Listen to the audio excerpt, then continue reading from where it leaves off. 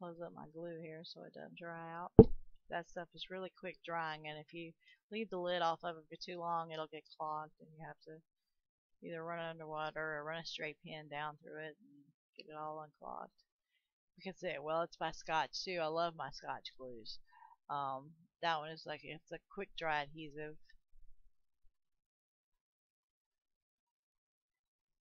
Now I'm going to just take my distress inks and I'm going to go around the edge of the cardstock. I mean around the card, with the distress ink. This color I believe is picked raspberry, I think is what it's called.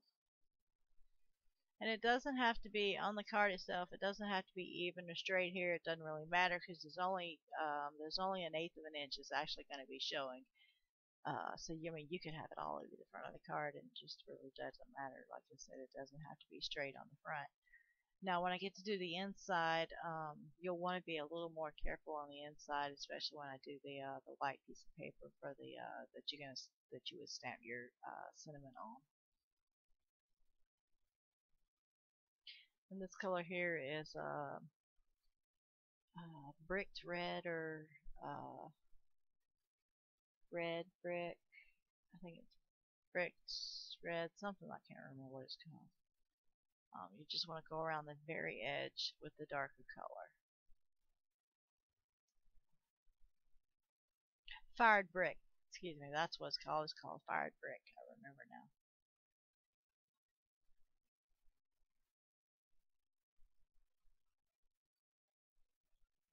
Then all you want to do is you just want to adhere the card to the front of the cardstock to the front of the card. Turn it over, get my ATG gun again. Run a line at the top and a line at the bottom. I'm going to pick up my glue, my wet glue.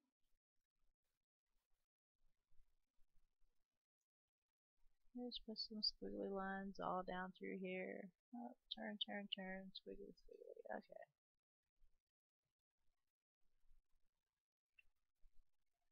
Just want to line it up and place it down. You just press it down firmly, you know. You can do some rubbing on it, or you can flip it over and rub the back. You just want to make sure that that it's adhered down real good. And this one, see, like this is what you're going to do with the inside. I'm going to actually put the background image, and then on top of that, I'm going to have a piece of just plain white paper.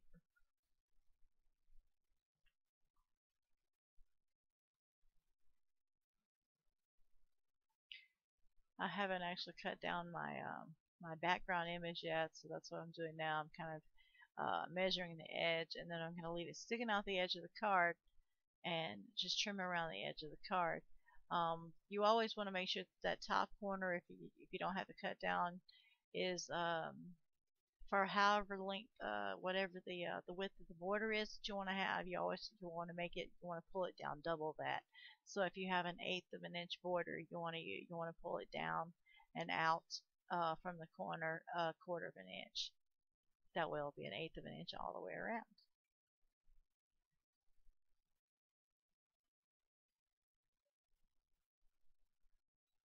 I'm going to do the same thing with my paper because my white paper is just actually a little bit too big too.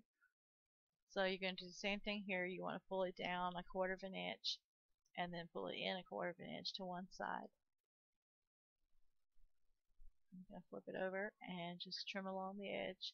I would normally do this with my paper trimmer, but I would have to go off camera to do that. So doing it with the scissors is just as fine. It's just as easy.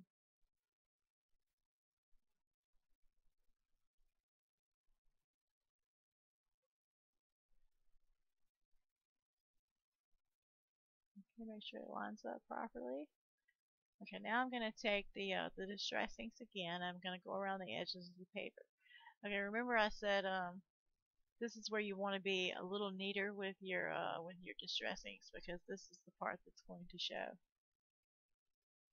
So I want to use the lighter color first, and this, like again, this is the picked raspberry. And kind of round the corners off.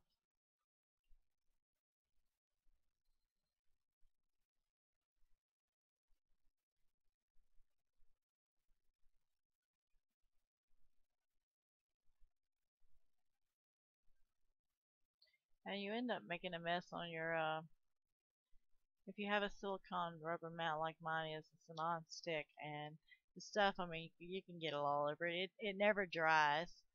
You just want to make sure that you clean it once you get through doing this process. You want to make sure that you clean it off, because if when you go to put your card down there to adhere the card, you can get the ink all over the back of the card, and you don't want to do that.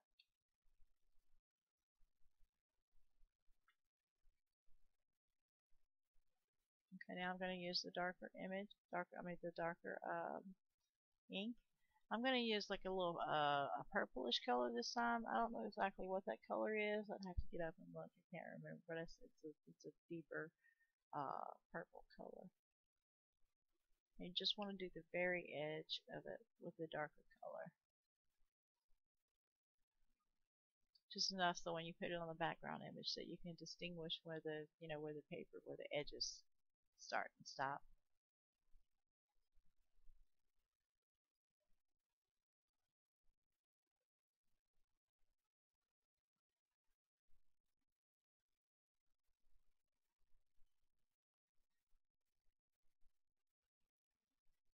Okay, now I'm going to clean my work surface off so that I don't get the ink all over the back of the card. I actually had forgotten to clean my area, and I got some of the inks on the back of some of my cards. Some of them have pink and purple inks on the backs of them.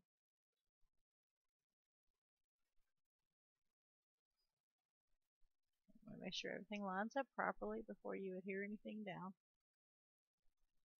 And I'm just going to use the ATG tape on this. I don't want to use regular glue on this thin white paper because it will either cause the paper to buckle or make bubbles, or so I'm just going to use the tape on this. You want to apply that to the background image. So I'm going to make sure there's writing on this background image, so I wanted to make sure that it was upright and not upside down. Okay, so you smooth that down. Okay, and this is a very simple way to put this on the inside of the card. Instead of trying to put the ATG tape down on the back of the back of the card stock and trying to line it up, I have messed up so many cards because I've ended up getting it off center and had to pull it off, and it just ripped the paper. So the best way to do it is line it up on the side that that the front of your card is on, face down, where the face is towards the front of the card, and then you just flip the back over on top of it. And so when you open it up, it will be adhered to the back side of the card and it'll be perfectly aligned.